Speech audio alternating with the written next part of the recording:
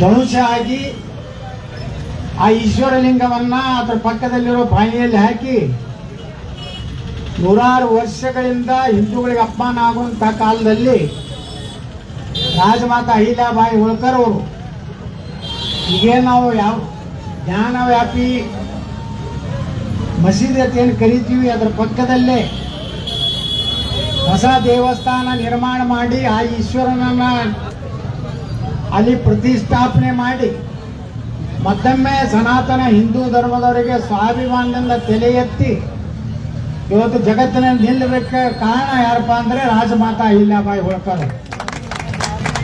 ರಾಜಮಾತಾ ಅಹಿಲ್ಯಾಬಾಯಿ ಹೋಳ್ಕರ್ ಅವರು ಹಾಲ ಮತದವರು. ಒಮ್ಮೆ ಸಣ್ಣ ಹುಡುಗಿ ಇದ್ದಾಗ ನಮ್ಮ ಇಂದೂರಿನ ರಾಜ ಎಲ್ಲೋ ಯುದ್ಧದ ಮುಗಿಸ್ಕೊಂಡು ವಾಪಸ್ ಇಂದೂರಿಗೆ ಬರಾಗ ಅವಾಗ ಅಲ್ಲೆಲ್ಲಿ ಅಗ್ರಹಾರಗಳತ್ತಿದ್ದು.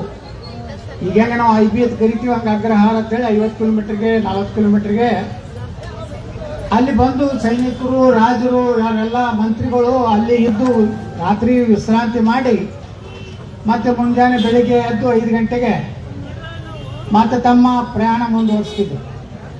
ಹಿಂಗೆ ಒಂದು ಯುದ್ಧದಲ್ಲಿ ಗೆದ್ದು ವಾಪಸ್ ಬರುವಾಗ ಒಂದು ಅಗ್ರಹಾರದಲ್ಲಿ ಇವರೆಲ್ಲ ರಾಜರು ಅವರೆಲ್ಲ ಸೈನ್ಯ ಅಲ್ಲಿ ವಿಶ್ರಾಂತಿ ಮಾಡುವಾಗ ಒಂದು ಸಣ್ಣ ಹುಡುಗಿ ಭಾಳ ಕ್ರಿಯಾಶೀಲವಾಗಿ ಓಡಾಡುವುದನ್ನ ಆ ಹೆಣ್ಮಗಳ ಬಲ್ಲಿರುವಂಥ ಕ್ಷಾತ್ರ ತೇಜವನ್ನು ನೋಡಿದಂಥ ಆ ಮಹಾರಾಜರು ಇವ್ರು ಯಾರು ಹುಡುಗಿ ಏನು ಅಂತೆಲ್ಲ ತಿಳ್ಕೊಂಡು ಈ ಒಂದು ಹುಡುಗಿ ಮುಂದೆ ಒಂದು ಭಾಳ ದೊಡ್ಡ ನಮ್ಮ ರಾಜಮನೆತನದಲ್ಲಿ ಒಳ್ಳೆಯ ಒಂದು ಕೀರ್ತಿ ಸಂಪಾದನೆ ಮಾಡುವಂಥ ಲಕ್ಷಣ ಇದೆ. ಹೆಣ್ಮಗಳ ಹುಡುಗಿಯನ್ನು ಕರ್ಕೊಂಡು ತಮ್ಮ ಅರಮನೆಗೆ ಹೋಗ್ತಾರೆ. ಮುಂದೆ ಅರಮನೆಗೆ ಹೋಗಿ ತಮ್ಮ ಮಗನೇ ಲಗ್ನ ಮಾಡಿಕೊಟ್ಟು ಮಹಾರಾಣಿಯನ್ನಾಗಿ ಮಾಡ್ತಾರೆ.